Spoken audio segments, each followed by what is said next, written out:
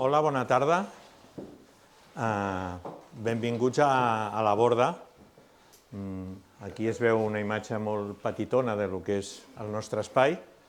Després coneixereu, en la mida del possible, i considerant que això és un espai on estem vivint i per tant no es pot recórrer tot l'edifici, veureu que a l'entrada, sota els timbres, tenim la web i tenim l'Instagram i tenim tots els accessos a imatges que vulgueu mirar d'espais on no estarem avui.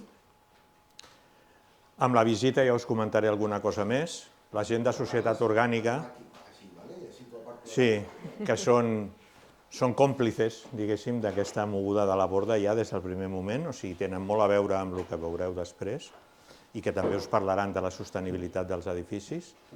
Però d'entrada, jo el que us volia comentar és un primer aspecte que li comentava el David fa un moment, que per la gent que estem habitant edificis com aquest és estratègic, és important, és el fet que per nosaltres l'important és el contingut i no el continent. L'arquitectura, la sostenibilitat, els espais, la manera fins i tot de fer la promoció, d'aconseguir els recursos financers, són exclusivament una eina per construir noves maneres de viure i fer comunitat. És molt important entendre això perquè hi ha molts altres models de construcció d'edificis que estan vinculats a altres aspectes, a l'habitabilitat vinculada al mercat, a la construcció industrial, al que siguin baratos. Aquí el centre són les persones.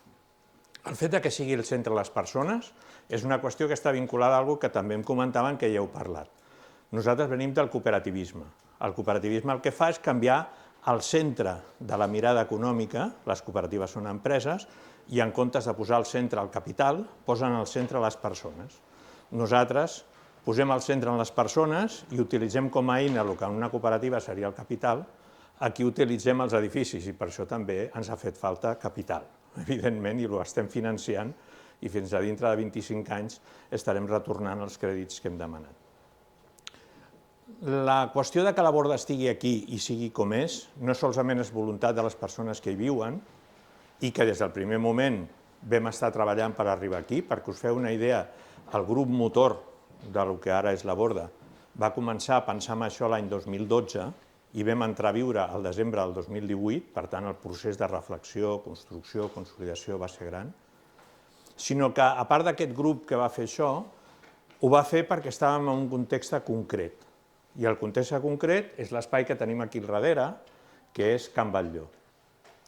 Can Batlló, a part de ser una fàbrica que va començar a funcionar a l'any 1880 aproximadament, del tèxtil, era una reivindicació veïnal des dels anys 1975-76. En aquest barri no hi havia espais verds, no hi havia acabaments culturals, i des de l'any 1976, en el que es va aconseguir que el planejament de Barcelona reconegués que això seria un espai públic, el moviment social, el moviment veïnal va començar a lluitar per aconseguir-ho. Però això no va arribar fins al 2011. I va arribar al 2011 perquè el 2009 ja va començar una campanya molt dura que es deia Tic-Tac Can Batlló, en la que vam avisar que si al juny del 2011 no ens havien donat com a mínim una nau, ocuparíem l'espai. Explico això del 2011 perquè temporalment es van donar unes condicions que van facilitar que poguéssim entrar aquí. I és que el 2011 també apareix el moviment del 15M. En el moment que nosaltres tenim que, dintre del nostre calendari, treballem des del finals del 2009 fins al 2011, fem una campanya amb una assemblea al barri, etc., i pressionem per entrar aquí. I avisem de quin dia entrarem. Això és la primera vegada que es feia en el moviment d'ocupació. Avisar amb 2 anys d'antelació quan faries una ocupació. I van donar-se dues casualitats. Una, l'aparició del moviment 15M. Quan nosaltres entrem aquí ja havien desallotjat a la gent a plaça Catalunya i l'havíem tornada a ocupar, però a més es dona un relleu polític a l'Ajuntament en el que acaba tota l'època socialista, que va ser gairebé de 30 anys, i entrava Convergència i Unió. I precisament l'11 de juny del 2011 tenia que entrar el Trias a l'Ajuntament i li tenien que donar la vara d'alcalde. Amb la qual cosa ja vam vist el que havia passat a plaça Catalunya, ningú volia tindre problemes amb els veïns. Finalment, allò que s'havia preparat com una ocupació, ens havíem entrenat fins i tot per això, es va convertir en una entrada tranquil·la perquè la propietat, perquè encara era privat, ens va vindre a trobar el nostre grup de negociació de l'Assemblea i ens va dir: us donem les claus de la nau que vulgueu, però no assalteu l'espai perquè entrareu vosaltres i al cap d'unes hores estarà tota la gent de Plaça Catalunya dintre, o sigui que us donem les claus. Això va significar un canvi en l'estratègia, però ho explico perquè és important, perquè d'aquesta experiència que va finalitzar amb què la propietat va cedir una nau i va ser el principi del que tenim ara ja tenim una sessió molt més gran i a més amb possibilitats d'autopromoció i autoconstrucció per part nostra, va ser el que va marcar el principi del nostre procés de reflexió. El 2011 entràvem tranquil·lament, ens van donar les claus, vam poder entrar, la gent del barri va fer 4 columnes, ho vam celebrar, podeu veure fotos per internet, 11 de juny del 2011 a Can Batlló i veureu un reportatge bastant gran, i a partir d'aquí, quan vam estar dintre, vam dir, hòstia, això té molt de potencial. I un grup de 12 persones vam començar a treballar per entrar, diguéssim, en el territori que desconeixíem, que era el de les cooperatives d'habitatge.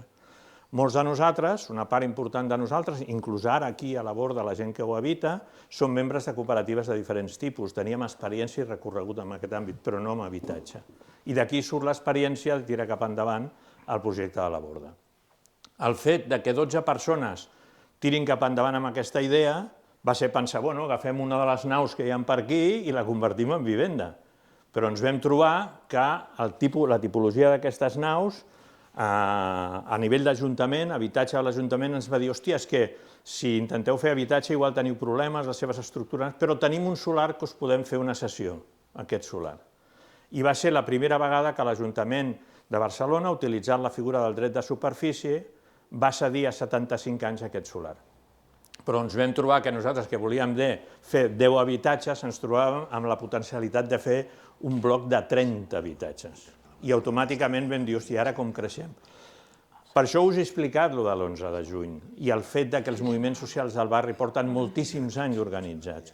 Perquè quan vam fer la crida nosaltres a dir, que no seran 10, que seran 30, la nostra assemblea va passar de 12 persones a 50, només fer una presentació a la gent del barri a través del que era el moviment de Can Batlló, i ja van aparèixer les persones, moltes d'elles ara ja són habitants aquí, i van arribar fins al final del recorregut, al desembre del 2008, i s'han incorporat a viure aquí.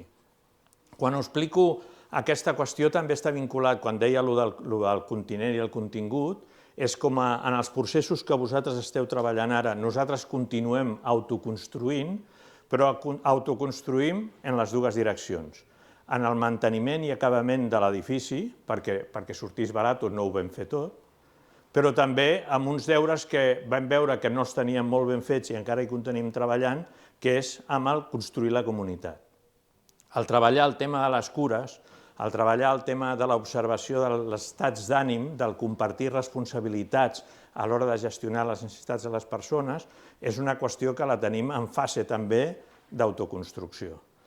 També tenim que dir que hem tingut la sort de viure tot el període Covid en comunitat. I això ens ha donat ja un potencial com a comunitat molt alt i ens ha fet descobrir moltes eines per gestionar aquesta construcció comunitària. Jo crec que amb això teniu una primera mirada del que és el procés, el context, el que hem fet, i a partir d'aquí, ja que comenci la presentació de la part que us correspon, i per lo que m'han explicat, farem després 2 grups i llavors farem un petit recorregut per les àrees que visitarem, ja us explico. Serà la primera planta, per on heu accedit, i pujarem a planta primera. D'aquí cap amunt no ens mourem perquè és la part on viu la gent, i per tant no entrarem. Important, ja ho comentàvem en plan de broma, un dels problemes que tenim amb moltes visites que tenim no sempre són els mateixos, la mateixa tipologia, però en general als arquitectes els agraden els edificis, és això. I s'escapen per dintre l'edifici i et trobes un que està a la 6ª planta mirant com funciona la coberta que tenim a sobre i tal igual. Serà que no, entens? Perquè que això es repeteixi condicionarà el que puguem continuar fent el que estem fent avui. O sigui que vosaltres no solament depeneu de la vostra voluntat, sinó que segons el que feu, limitaríeu la possibilitat que continués venint gent com vosaltres a fer el que esteu fent vosaltres avui. Per tant, demano el màxim respecte perquè la gent està vivint aquí dalt i procurarem atendre totes les dubtes i preguntes des de les ubicacions que ara us he explicat. Moltes gràcies i que disfruteu de la borda. Gràcies, Ferran. Una pregunta, suposo que després igual ho comentaràs, però aquest espai, per exemple, quan es va començar a viure l'edifici estava nu, no? Sí, de fet, inclús en la fase prèvia a entrar a viure ja va començar l'autoconstrucció. És una qüestió que amb el David hem parlat diverses vegades. La legislació no permet entrar dintre de les obres si no és en determinades condicions a fer autoconstrucció, per qüestions de seguretat, de permisos. Nosaltres ens ho vam tirar una mica a l'esquena, entre altres coses per reduir costos. I d'aquesta gran massa social que teníem al voltant la gent de la Borda, abans d'entrar a viure ja vam fer el que dèiem camps de treball. I un dels camps de treball va significar el fet de construir aquest espai. Aquest espai tenia les parets de formigó, exclusivament, i aquí sota hi ha una distància entre la fusta i 1,5 metres de fundària en el que estava preparat per fer-se el que se'n diu un fosso canadiense.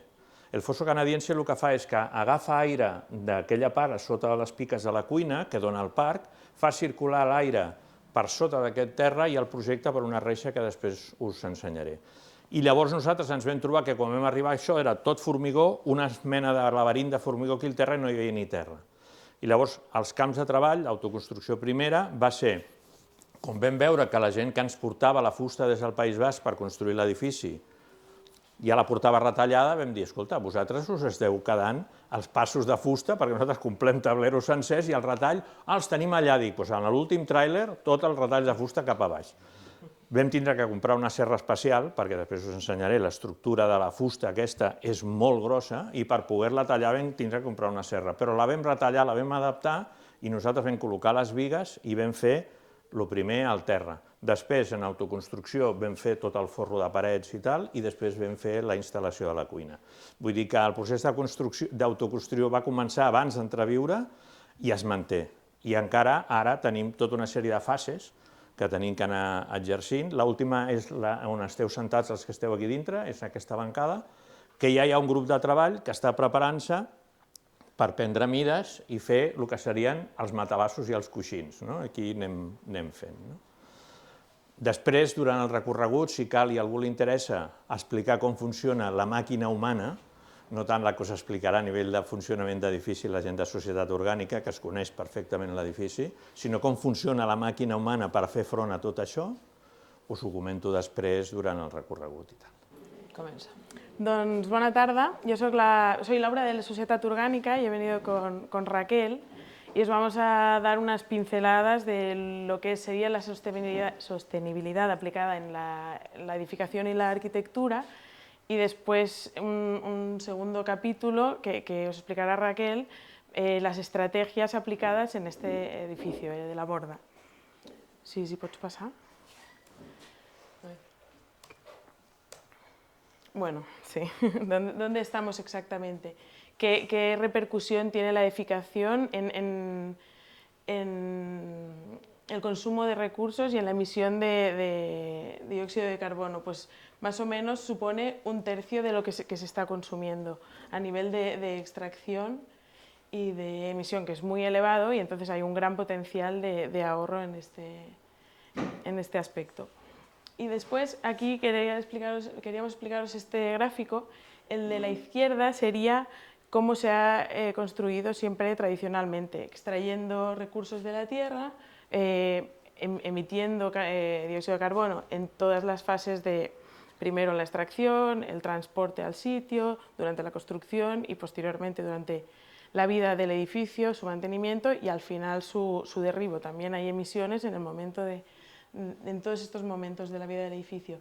Y en este último estadio también se generan residuos que vuelven a la tierra. Y entonces, en este caso, la tierra está como emisor de materiales y receptor de residuos.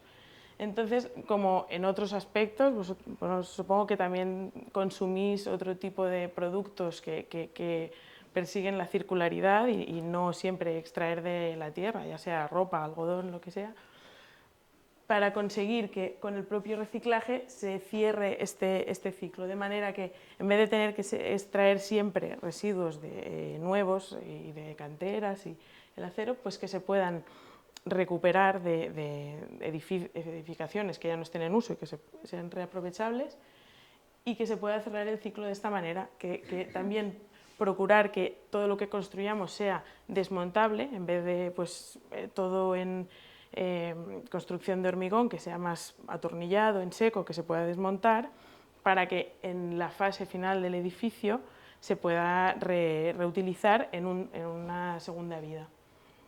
Y este sería el objetivo final. En la arquitectura, ¿cómo lo hacemos? ¿Qué estrategias tenemos? Primero está eso que hablamos, la optimización del uso del material. Aquí en WikiHousing, supongo que ya os lo han explicado, sí que se ha hecho un mapa de recursos y se están buscando materiales de diferentes fuentes que nos han donado pues, el Ateneo. Bueno, tú això ho controles més, Héctor, em pots ajudar? Sí, ya lo explicamos. Ah, vale, pues exacto, si ya lo veis.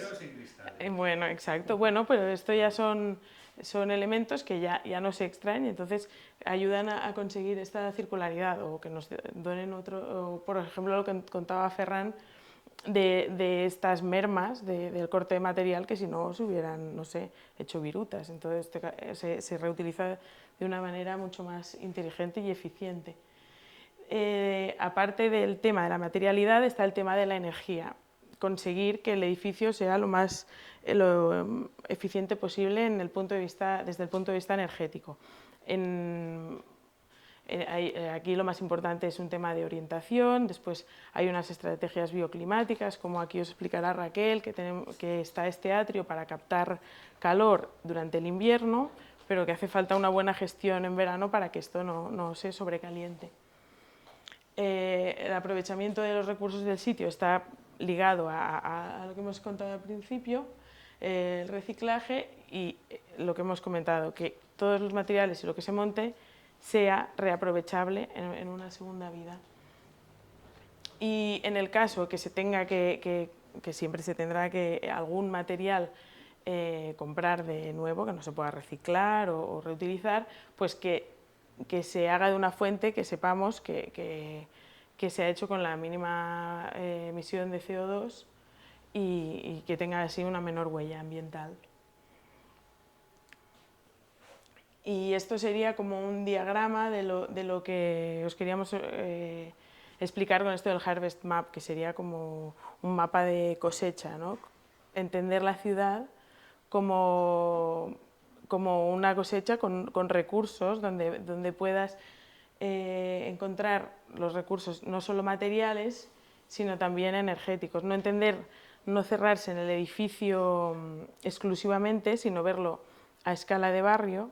Por ejemplo, ahora La Borda también está en un proyecto de SEL La Bordeta, donde se está estudiando hacer una comunidad energética con otros edificios aquí en Can Batlló, con un equipamiento, la Lleialtat Sancenca, y otro edificio de viviendas, en este caso es un edificio antiguo, de La Diversa, y entonces la sostenibilidad de la edificación trasciende la edificación como edificio y va al barrio a ver qué recursos tenemos para optimizarlos. Y creo que con esto son unas pinceladas sobre lo que todos tenemos claro, sostenibilidad aplicado en otros aspectos y en este caso aplicado a la edificación y la arquitectura. Y ahora Raquel os contará más cosas sobre La Borda. Vale. Bueno, pues desde Societat Orgánica nos encargamos trabajamos con La Borda, con los arquitectos de la COL, en el asesoramiento ambiental del edificio. Entonces, La Borda son 28 viviendas con diferentes tamaños, que ahora veremos cómo se organizan por módulos. Y bueno, los objetivos más o menos ya los hemos nombrado, pero sobre todo el mínimo impacto ambiental, eliminación, luchar contra la pobreza energética, con unas... sabemos que en Barcelona los precios son muy caros, pues uno de los objetivos era que en este tipo de cooperativas lo que se pague sea un precio más justo. Y luego, los puntos más importantes del proyecto, sobre todo es, como explicaba Ferran, esa idea de proyecto comunitario, de autopromoción, de la sostenibilidad que ahora explicaremos y el tema de que sea una vivienda asequible. Un poco este es cómo se organizan el edificio, ¿no? Este sería el atrio central, nosotros estaríamos aquí en la planta baja Entonces, las viviendas se organizan por módulos, y luego, que serían los módulos verdes, y luego además pueden tener anexos y un núcleo central, que es donde se concentra la cocina y el baño. Entonces, hay viviendas que cuentan con estos dos módulos, y hay viviendas que cuentan con 2 módulos y un anexo, o con 2 módulos y 2 anexos, y eso es lo que hace que sean 40, 55, 70. Luego tenemos una orientación muy diferenciada, porque toda esta fachada da sur, que sería toda esta la que da al parque de Can Batlló, y toda esta fachada a norte. Entonces aquí se intentó que el máximo número de viviendas colocarlas a sur, que son 24, y 4 son las que se quedan a la fachada norte. Todas son viviendas cruzadas con fachada al atrio y fachada al exterior. Que es importante para establecer una ventilación cruzada y poder refrescar. Sí. Bueno, aquí lo vemos más en detalle. Este sería el detalle del atrio. Nosotros estaremos aquí ahora. El atrio, sobre todo, sirve para regular el confort térmico en verano y en invierno, porque en invierno lo que hace es toda esta parte orientada al sur capta todo, bueno, calienta la radiación solar, todo el aire del atrio, genera unos flujos. Bueno, esto por una parte, y luego por otra parte toda la fachada sur, también captadora, permite también el paso del calor a las viviendas, sobre todo con la intención de reducir al máximo el uso de la calefacción y mejorar la ventilación interior. De hecho, desde Sostenibilidad Orgánica después hicimos un estudio del primer año de comportamiento del edificio, porque se instalaron en 6 viviendas sensores de temperatura, humedad y CO2. Y lo que vimos es que esas viviendas, sobre todo al sur, no necesitaron calefacción en los meses de invierno, porque realmente con la buena orientación y con el planeamiento de estas galerías, con el cálculo del voladizo para que permitiera el paso en invierno pero protegiera el verano, funcionaba muy bien. Entonces, bueno, en verano es un poco distinto. En verano este atrio se tiene que abrir para permitir la ventilación de las viviendas. Como decíamos, son viviendas pasantes. El aire entra por un lado y sale por el otro, y luego acaba saliendo por el atrio. Esto lo que tiene, los puntos más importantes serían la gestión del usuario. Es muy importante porque, sobre todo, por un lado, para la gestión de la protección solar, porque puede estar muy bien calculada, pero si no se utiliza cuando toca, las viviendas se sobrecalientan. Entonces, por un lado, la protección solar, y por otro, la gestión de las aberturas, que el atrio se abra cuando tenga que abrirse, cuando es necesario ventilar, y todo esto va según sensores de dióxido de carbono, que permite la apertura, que se abra o se cierre según necesidad. Y luego, por otra parte, la cubierta vegetal que tienen esta parte de la cubierta es una cubierta vegetal donde se encuentran los paneles fotovoltaicos. Y otros aspectos del concepto energético, un poco lo que hemos dicho, reducir sobre todo al máximo los consumos con soluciones pasivas, como es el atrio, como son las galerías que dan al sur. Intentar captar la máxima radiación posible. Aquí vemos la fachada principal, la que tenemos aquí, que da al parque de Can Batlló.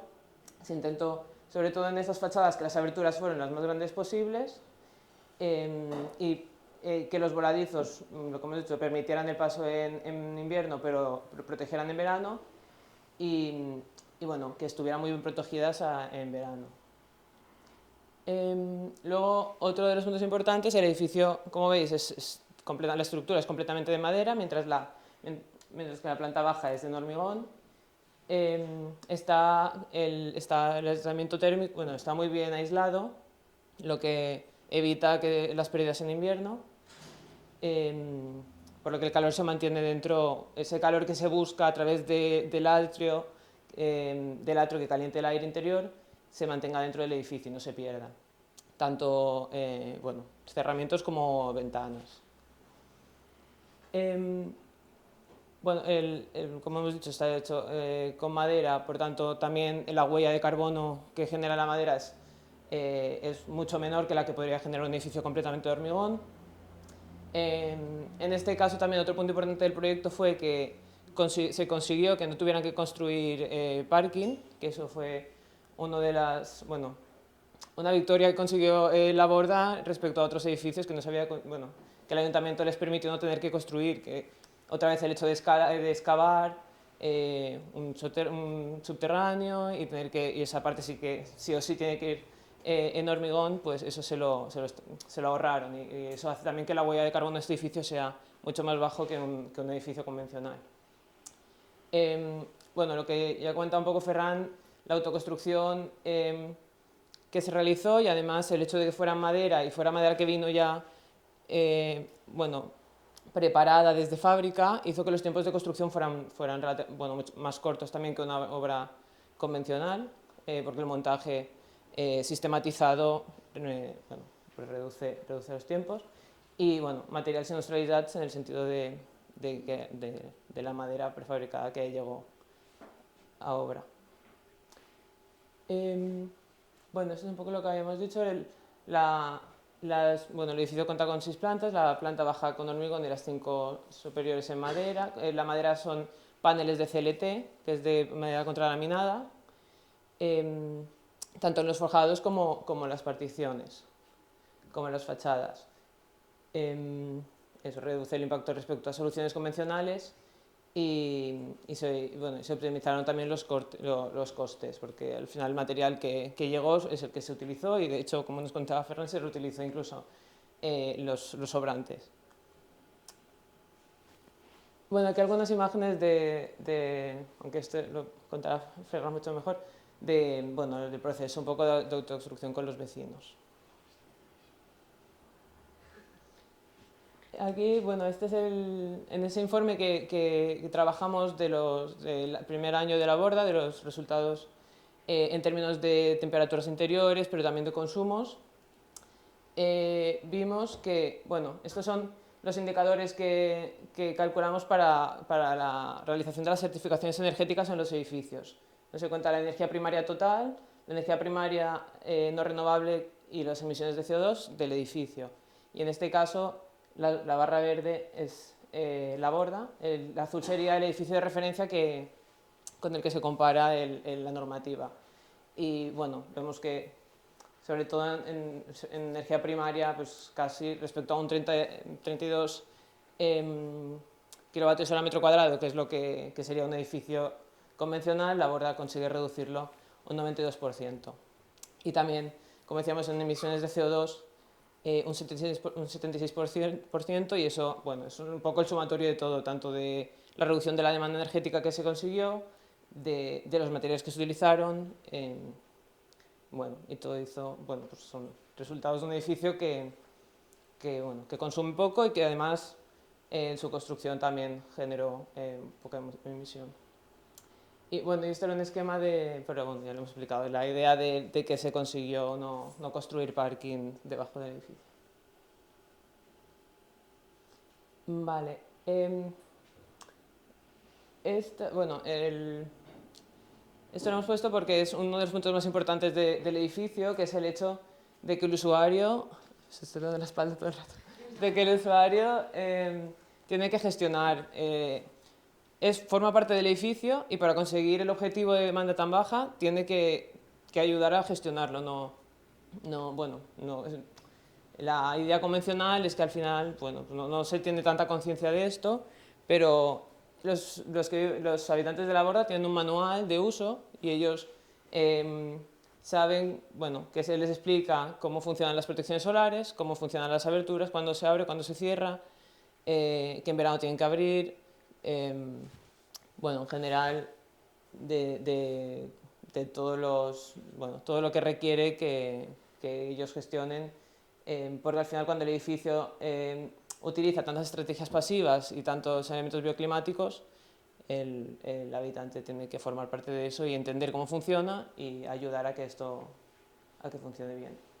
Estaba pensando que nos hemos dejado de explicar que en el diseño del edificio, esto ya es más mérito de la COL que no de Societat Orgànica, que hacíamos más de asesoría ambiental, se consiguió reducir al máximo el tamaño y la superficie útil de las viviendas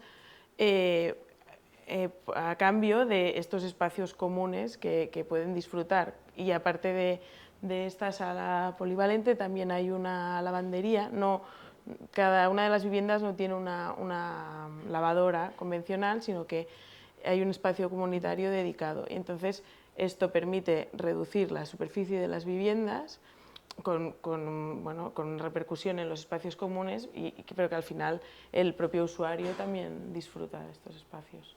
Sí. Y eso, claro, el reducir la superficie es mucho más eficiente en cuanto a espacio y máquina, tener dos lavadores grandes que no 28 viviendas repetido, un espacio de lavadora, más una máquina, etc. Y en ese aspecto también se aporta. Sí, sí. O sea, a diferencia de un edificio convencional que al final del portal entras a tu casa y ya está, esa es la interacción. Aquí, teniendo una vivienda más pequeña, se consiguen espacios comunes más grandes, tanto la cocina como todo el espacio de la lavadora, que ahora veréis en doble altura, o como las cubiertas de arriba, o incluso los pasillos. Al final son espacios de interacción entre vecinos que se pueden usar también en el día a día. Vale, esto es una imagen del sistema de monitoraje que se instalaron en 6 viviendas, se instalaron sensores de temperatura, humedad y CO2, y además a nivel de edificio también se miden consumos tanto de calefacción y eléctricos. Sirve también para llevar un control de si realmente de cómo está funcionando, y sobre todo ver si hay algo que no funciona bien y poder ver el problema y poder solucionar. Sí, como las viviendas a norte, ¿no? Que también las al sur funcionan muy bien en cuanto a calefacción, las de a norte no tanto, y se está estudiando la manera de poner unos recuperadores de calor que cojan el aire del propio atrio. Sí, claro, sí. Al final, las de norte no les llega esa radiación directa y pues hay maneras de solucionarlo con sistemas. Igual que en verano hay pisos, no hay refrigeración, no hay sistemas de frío, pero hay viviendas que tienen ventiladores, y realmente con eso y con una buena gestión de la ventilación natural, pues ya funciona. Bueno, ya está, sería.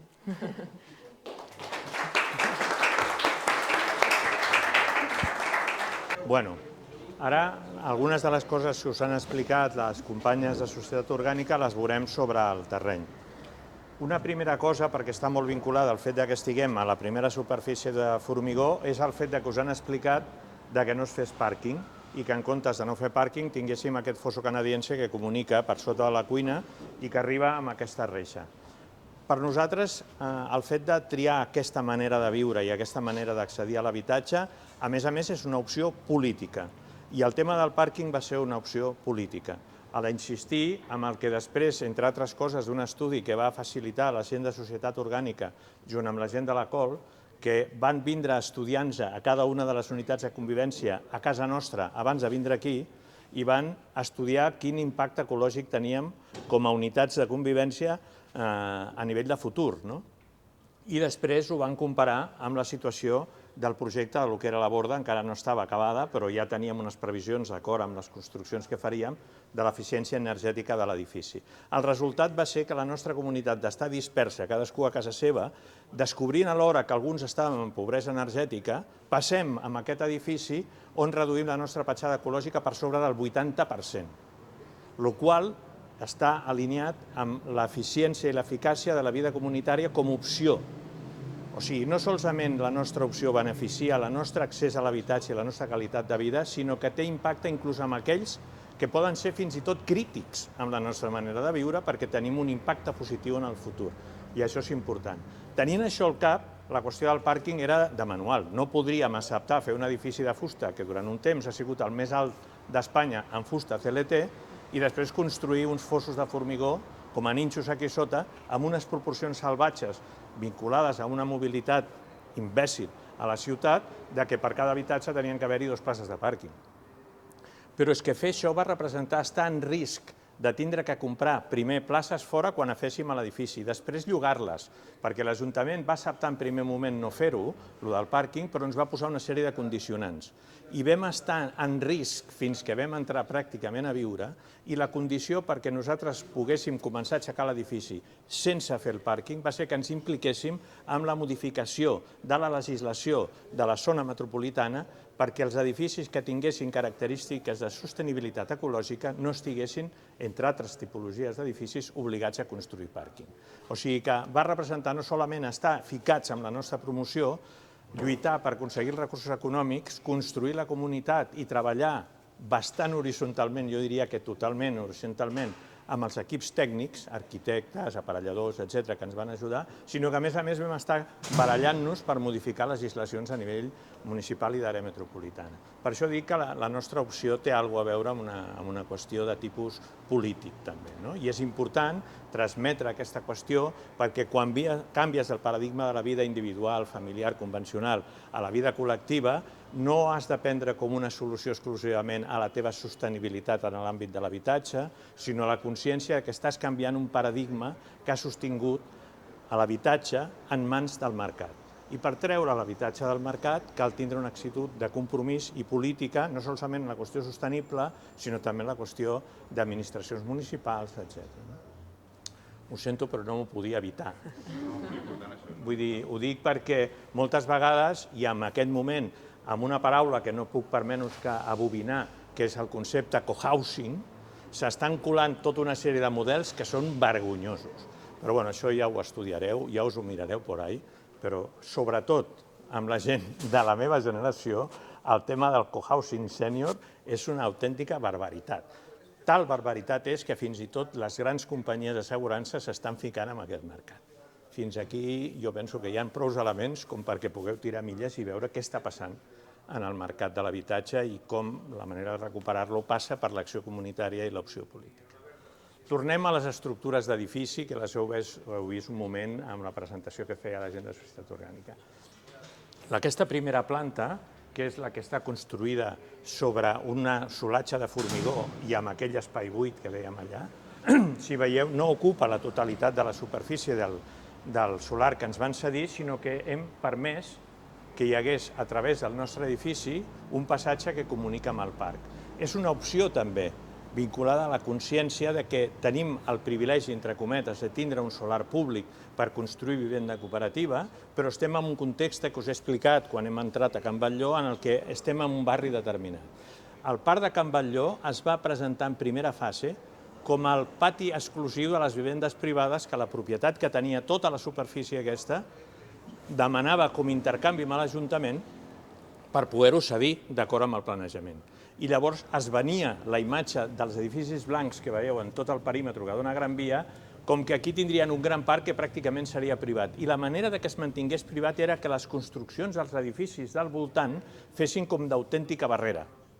Per això nosaltres, quan vam veure quin solar era, vam dir, no, nosaltres, sabent que se faria un parc, que s'ha començat a fer ara, ja facilitem que a través del nostre edifici la gent del barri, de la part alta del barri, puguin entrar al parc. Això també és una opció determinada. Dir, perquè és important parlar de les coses positives i negatives, que és un cul-de-sac, que a nivell d'arquitectura feminista es podria criticar molt la disposició de la il·luminació, del recorregut, etc. Però, evidentment, no sempre quan encertes amb apostes arriscades les acertes totes. De fet, hi ha un grup que està treballant la qüestió de com gestionar millor la gestió final quan s'acabi el parc d'aquest espai perquè sigui una mica més amable i més segur des del punt de vista de la mobilitat i de l'accés al nostre edifici i per la gent que circula. Tornant a la planta en la que estem. En aquesta planta hi ha una qüestió, diguéssim, vinculada bàsicament als serveis. Tenim la cuina i menjador comunitari, però també tenim la sala de calderes de pèl·let. Els pèl·lets es carreguen per la façana sud de l'edifici. I després tenim un espai de neteja, que és on tenim tots els estils de neteja, un lavabo i la part de comptadors d'aigua, comptadors de llum i comeses de tipus de connexió informàtica. Perdona, Ferran, potser que expliquem el sistema de pèl·lets, que acabem de pensar que tampoc ho hem explicat. Expliqueu-lo perquè sí, vosaltres perquè és una coneixeu caldera molt bé. comunitària, en lloc de que hi hagi una caldera por cada vivienda, y no es de gas, sino es de biomasa. Entonces se compran, no sé, trimestralmente, ¿no? Sí, cada 3 estos meses de pellets aproximadamente. y se gestiona aquí comunitariamente. Entonces, claro, también es mucho más sostenible porque el pellet es una fuente de energía renovable. Pero comparado con el gas, el pellet, ¿qué rendimiento térmico tiene en cuanto a CO2 emitido? Esto, más o menos. Bueno, la caldera en sí tiene una buena eficiencia, Sí, ahora yo no sabría decir. pero el gas no es considerado renovable. No, Y no que es el gas no se considera como renovable, en cambio el pellet sí. CO2, quería saber si Sí, de hecho, se ha hablado que este fue el último edificio que pudo poner una caldera de pellet en Barcelona, porque es un tema de micropartículas. Claro. Y aquí hay teóricos, hay gente que dice que con unos buenos filtros de chimenea de pizzería eso no sería problema, pero el ayuntamiento ahora ya no permite hacer más. Hoy por hoy, bueno, también es un tema d'anar lluitant. ¿Qué coste tiene aproximadamente una caldera de estas características? Eso se nos Tendría que irme escapa, a mirar ¿eh? el presupuesto de No construcción somos donde está la partida de desaparejadores. los pellets, ¿no? Pero en cualquier caso, por la experiencia que estamos teniendo, sea cual sea el coste, que no está por encima de una caldera diésel ni una de gas, por descontado que no, lo que sí que estamos viendo es que el hecho de centralizar la producción térmica, hemos de tener en cuenta que estas calderas no solamente trabajan para la calefacción, sino para la ACS, la agua caliente sanitaria. Quiere decir que nosotros tenemos toda el agua caliente gestionada a través de este sistema.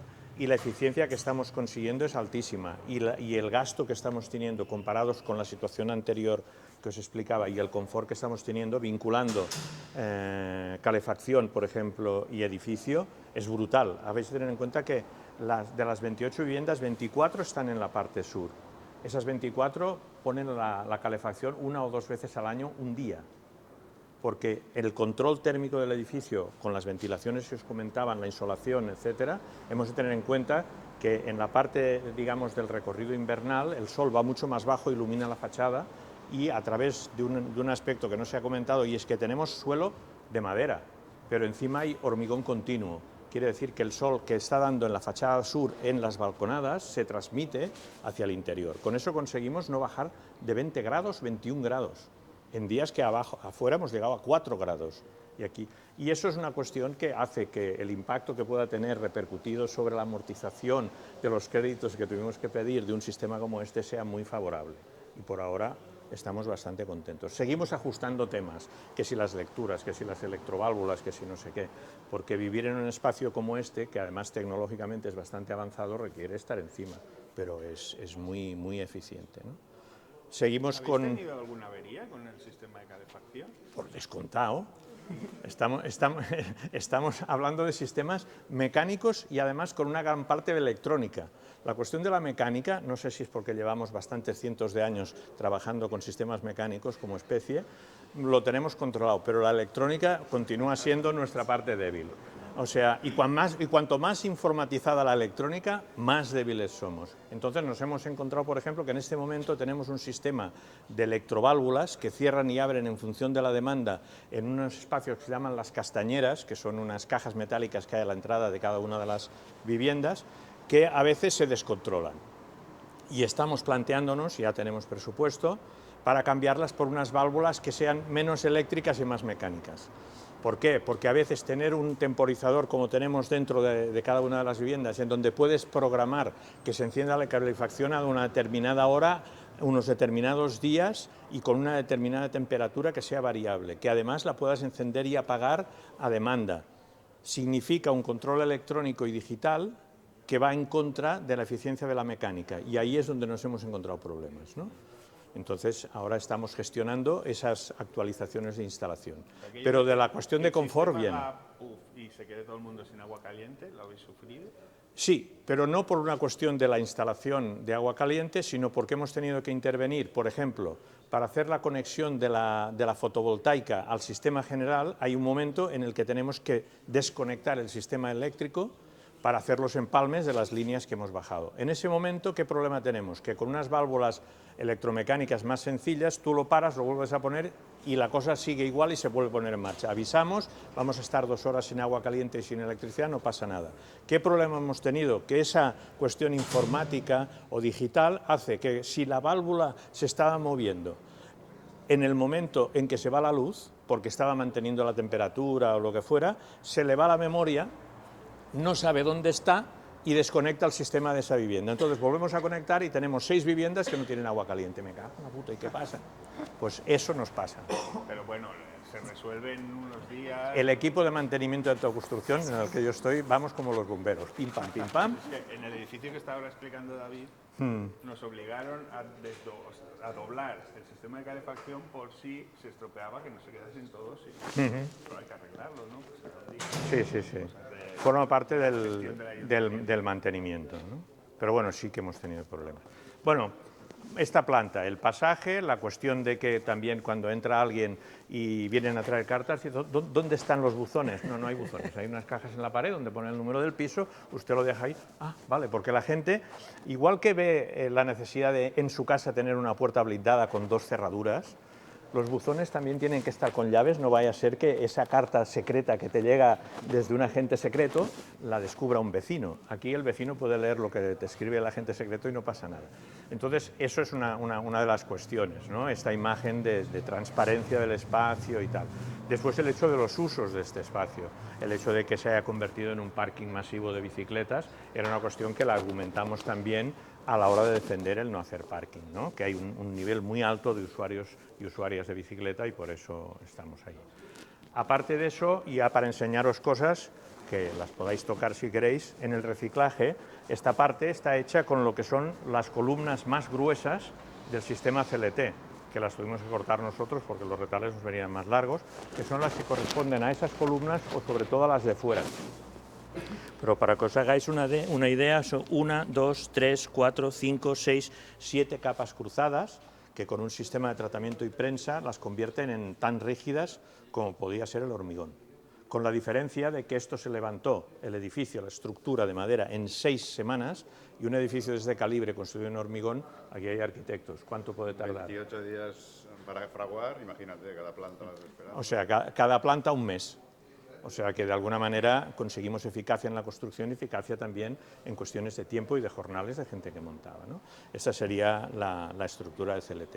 Por donde vamos a subir ahora, bueno, os acabo explicando los sistemas. El cajón este que veis aquí en principio de hormigón, que en un edificio convencional sería hasta arriba entero, porque es donde contienen los ascensores, nada más llega el hormigón hasta la primera planta, como todo lo que veis. A partir de ahí, ese cajón es también de madera.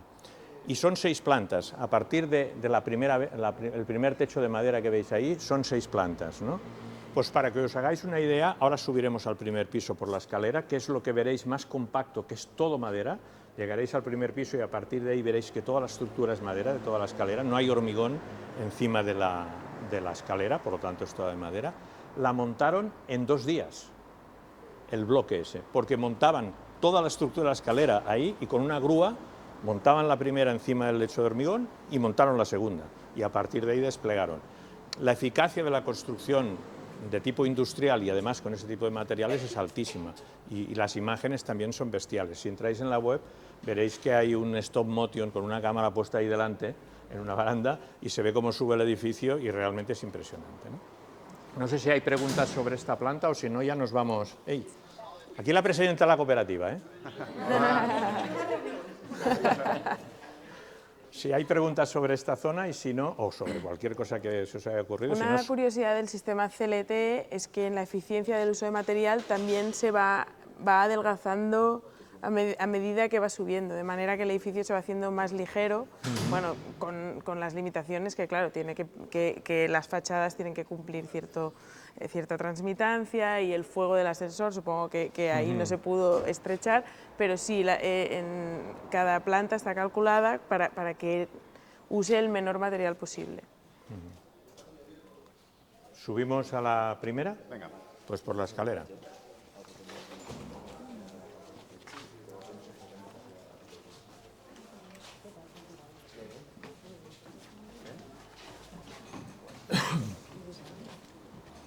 Aquí es donde se ve la transición del hormigón a la estructura de madera.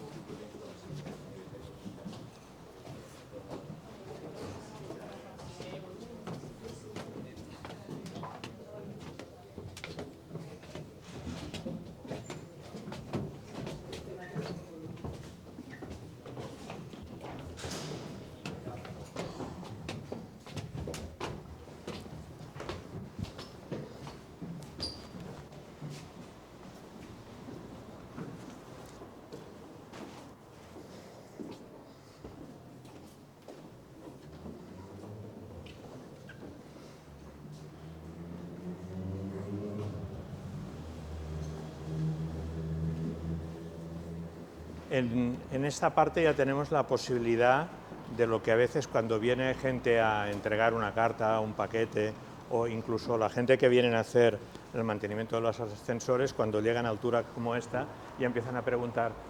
Hubo uno, el de Orona, el del mantenimiento del ascensor, que salió, miró y dijo, esto debe ser una cooperativa, ¿no? Por el aspecto. Y es que yo creo que, a comparación de cualquier escalera de vecinos, en lo que se ven los rellanos, a cómo se ve esto, la cosa cambia mucho, ¿no? Nosotros, a la hora de explicar el proyecto de la borda, decimos que, a pesar de que la seguridad a veces nos acojona, pero la puerta de casa es esa, no es la de cada uno. Decimos nos acojona porque nos han entrado una vez a robar ya y hemos tenido, sí.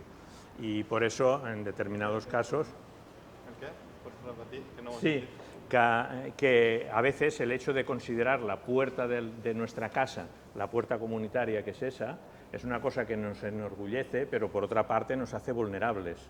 Y lo hemos vivido porque en un caso determinado entraron a robar y tuvieron tiempo como para entrar en algunos de la primera planta y llevarse alguna cosa y tal. A partir de ahí hemos cambiado toda una cuestión de seguimientos de seguridad. Veréis que hay instrucciones y protocolos colocados en las vidrieras que explican cómo hay que abrir y cerrar puertas y tal.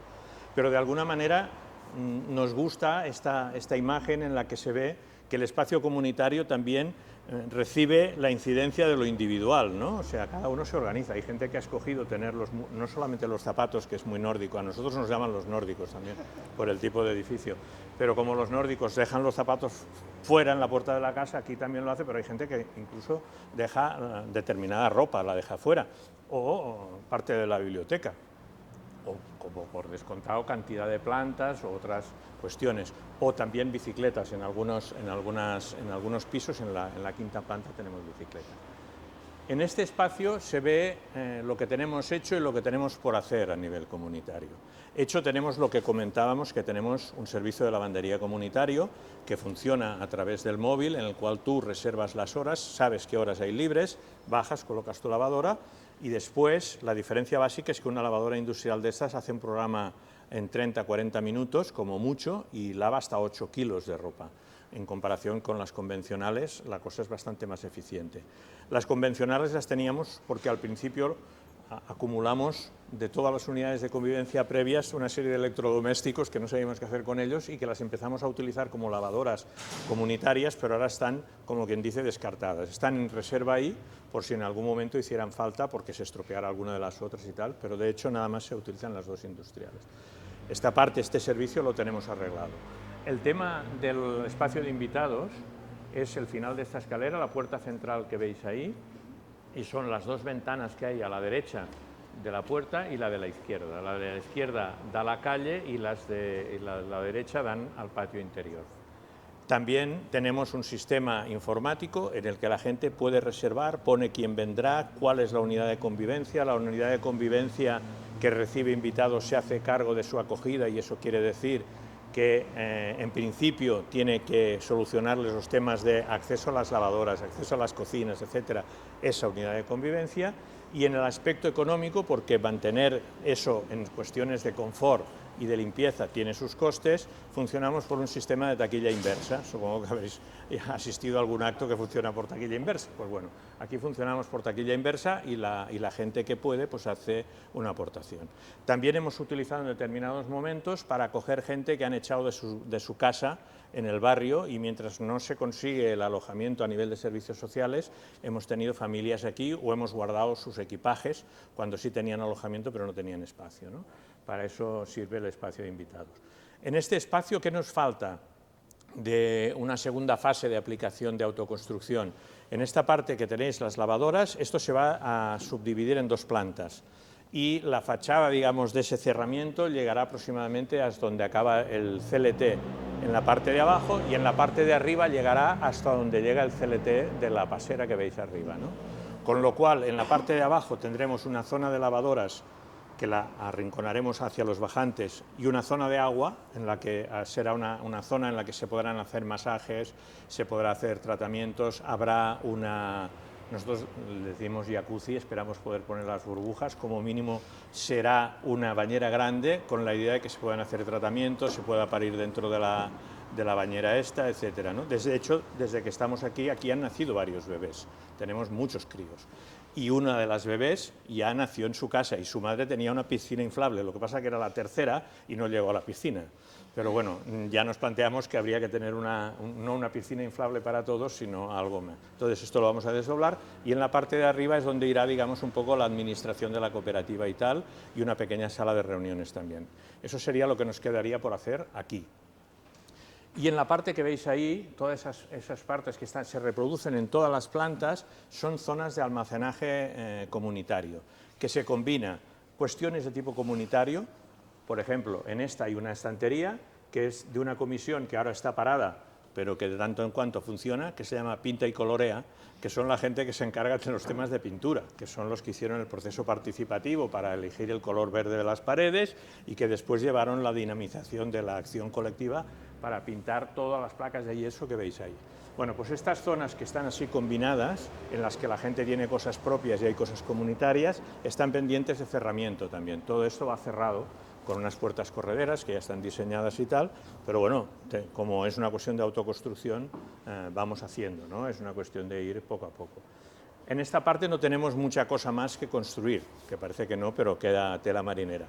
Hemos conseguido, y las tenemos ahí abajo ya, porque esa cuestión de trabajar con gente con la cual tienes afinidades y además tecnológicamente tienen aptitudes, como la gente de la COL está muy cerca nuestro, entre otros porque aquí viven 4 arquitectos de la COL, de la exposición que se hizo en Venecia, de la borda que llevó la COL a Venecia, no solamente volvieron las mesas en las que hay en la sala de abajo, sino que tenemos unas cortinas que las tenemos abajo y que van a servir de cerramiento aquí para aislar térmica y sonoramente esta parte de aquí. Eso está pendiente.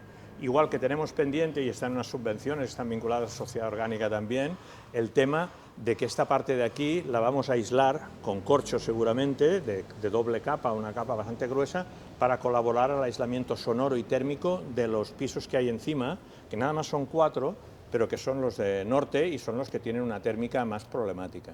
Por lo tanto, eso es una cuestión que también está pendiente aquí. Y ahora, si nos asomamos y miramos para arriba, algo que os han explicado, lo veréis. Es como si nos estuviéramos mirando el interior de una chimenea.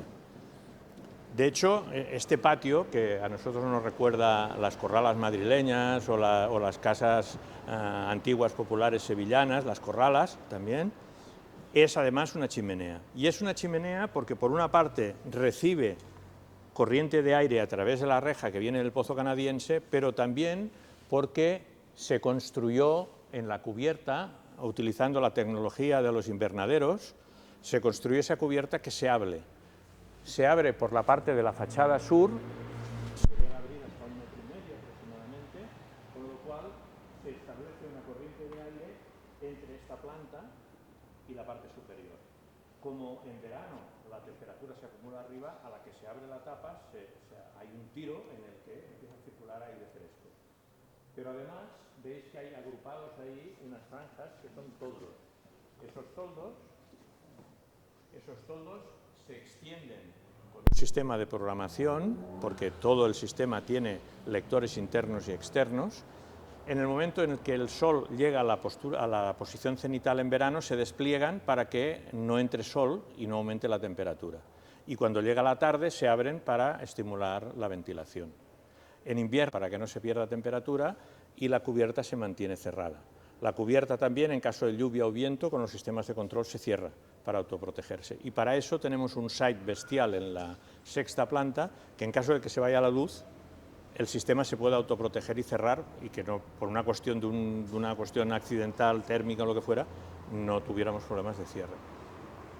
Desde el punto de vista de las unidades de convivencia, esta circulación de aire se complementa con la circulación de aire que viene de todos los cerramientos de las viviendas, que, como os explicaba la gente de Sociedad Orgánica, son todas en este sentido y que se abren. ¿Veis? Esta, por ejemplo, aquí delante está abierta en batiente. El vidrio se abre y eso permite una circulación de aire. Tiene dos posiciones, esta que es la batiente ancha, que debe tener unos 8 centímetros en la parte de arriba, y una micro que llega a 1 centímetro aproximadamente. El hecho de hacer este tipo de aberturas, tanto en la parte que da aquí como en la parte que da fachada, combinado en el caso del verano con el hecho de que hay persianas de madera en toda la fachada que a determinadas horas, como decían ellas, colectivamente sabemos que tenemos que bajar las persianas, conseguimos un aislamiento entre la persiana y el cerramiento de la fachada sur, en la que se baja la temperatura por sombra.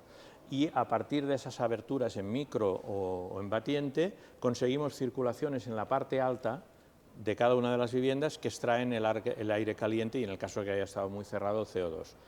Esto además se complementa con un sistema de ventilación mecánica que extrae el aire de toda la vivienda y lo saca, combinado un poco con el que conocemos de los lavabos, ¿no? El típico que cuando enciendes la luz se pone en marcha.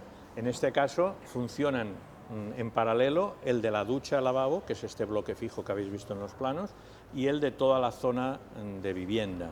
Y eso quiere decir que lo puedes programar a diferentes intensidades y con eso consigues aún una mejor renovación de aire.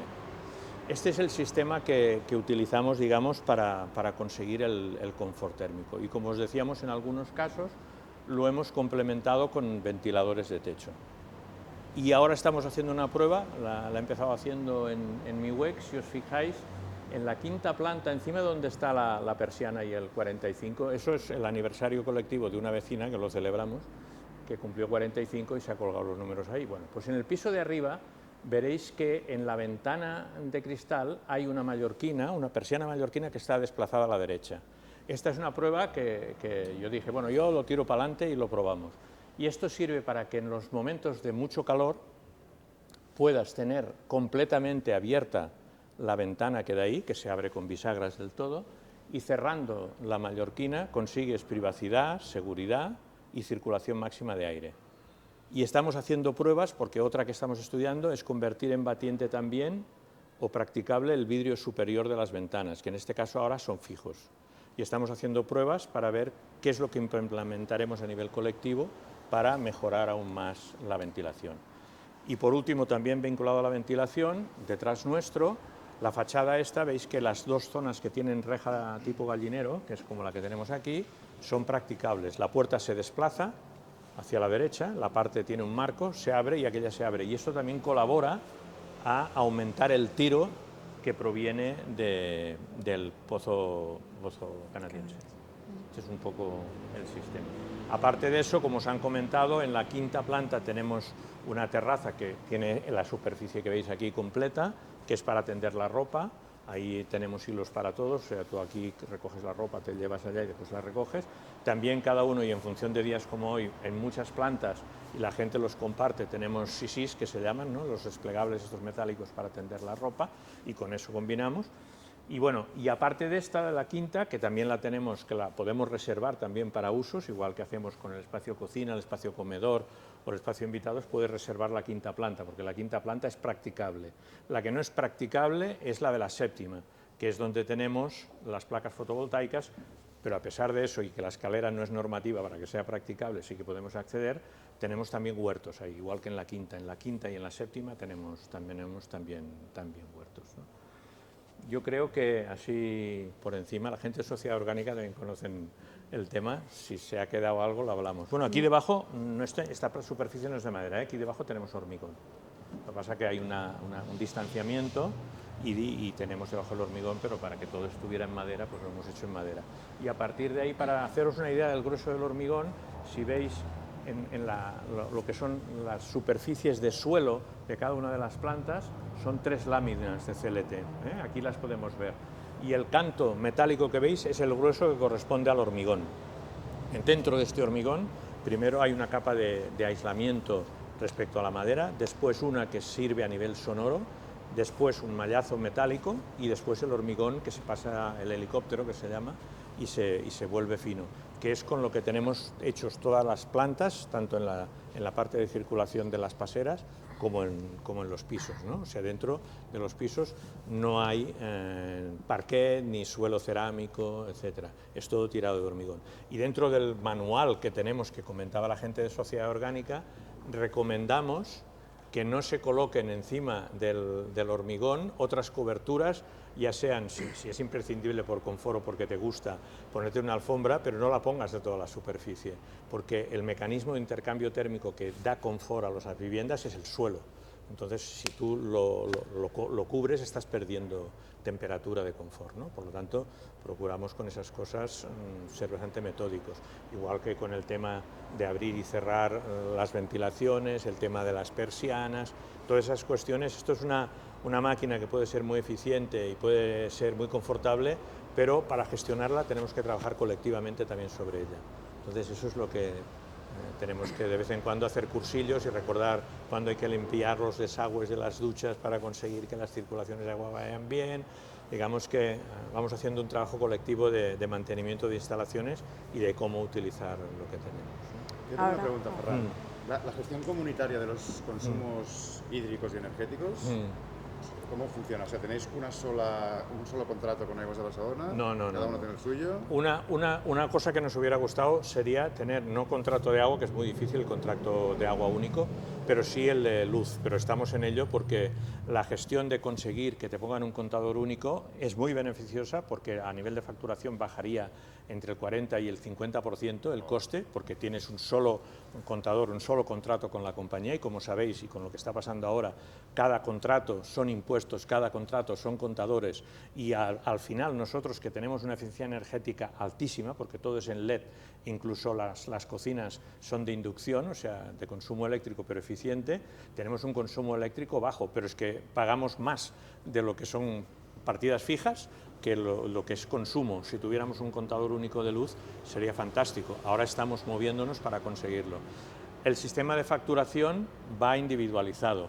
Como tenemos monitorizados todos los consumos de térmica para calefacción, los de ACS, y los eléctricos son contadores que están vinculados a la distribuidora, pero a su vez a Som Energia, a la cooperativa de suministro, pues de alguna manera cada uno paga lo suyo, pero la diferencia es que no tenemos contacto desde cada web con los proveedores de servicios, sino que es la cooperativa la que los tiene, y la cooperativa genera las facturas de cada mes, en donde viene la parte que corresponde al uso de la vivienda, que quiere decir uso y además amortización de créditos, etcétera, y después las partidas correspondientes a los diferentes consumos energéticos.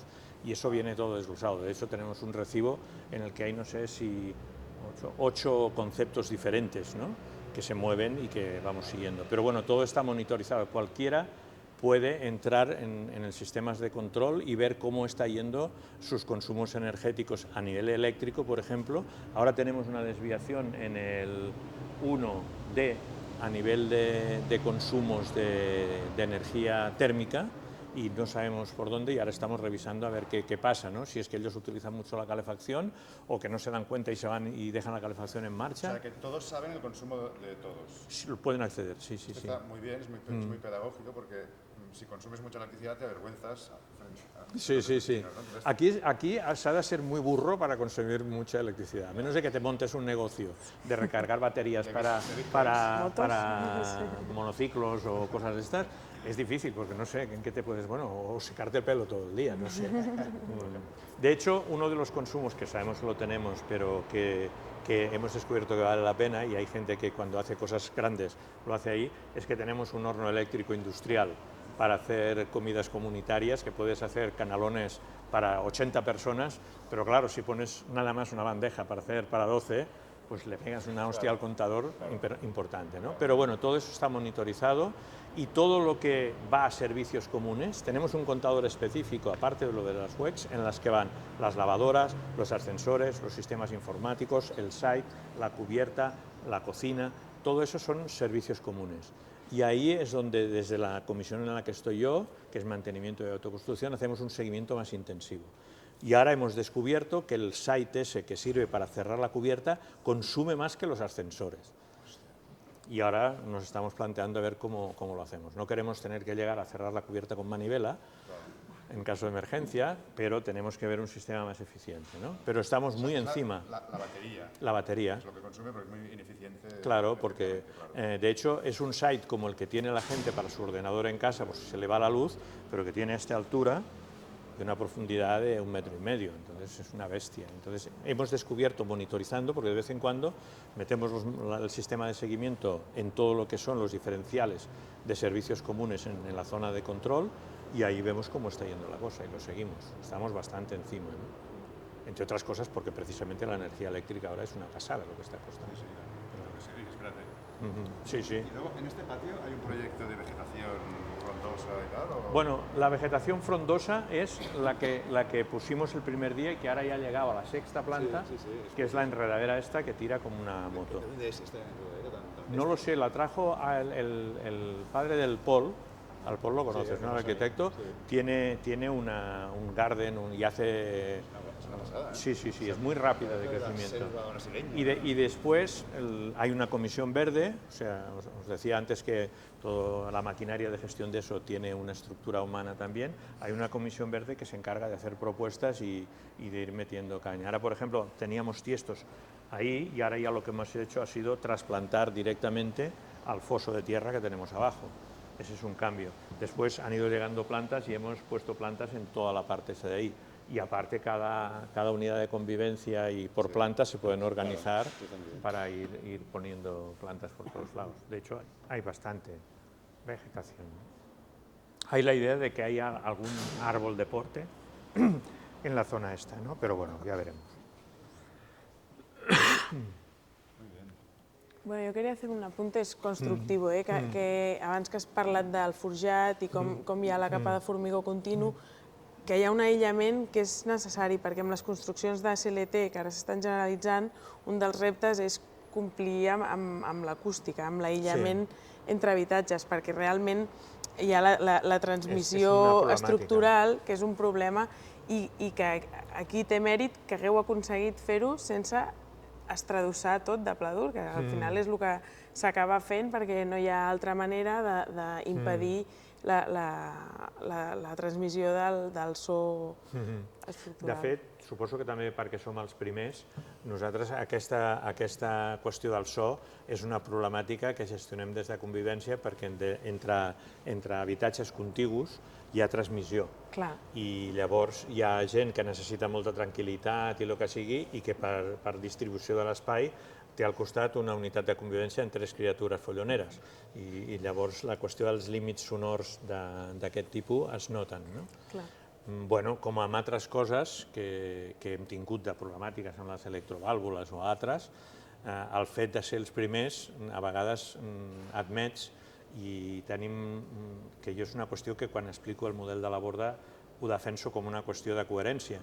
Normalment, els arquitectes no se'n van a viure als blocs d'habitatges que fan, entre altres coses perquè és molt possible que els tinguin marejats tot el dia amb totes les pegues.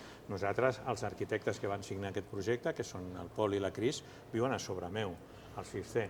Ara, hem de reconèixer que ell i els que l'acompanyem a la Comissió de Manteniment i Autoconstrucció ens mengem una de marrons impossibles. I fins i tot, el Pol i la Col en general reconeixen que això va ser un banc de proves per a altres edificis que s'estan fent a partir d'ara, no? I en tant en quant el nostre nivell de resiliència sigui suficient, no ens encabronarem, però si no tenim fàcil, anem al 6C i li muntem una mani fort. No, però en principi les coses que ens estem trobant són bastant assumibles des de la perspectiva que el balanç entre el fet de viure aquí amb aquestes condicions i les pegues que puguem tindre per, entre cometes, pagar la novetada és molt favorable. O sigui que des d'aquest punt de vista no hi ha problema. Potser que fem el canvi de grups, no? Sí. Perquè si no ens quedarem sense Sí, perquè temps. ens Gràcies per aquesta explicació. Vinga. Ara igual la faig diferent. Ah, jo, sí. O sigui que si us voleu quedar... No, perquè clar... No, no hi cabrem. Sí. Jo sí, No. perquè m'he apuntat les dues coses que se m'han oblidat abans. Vale.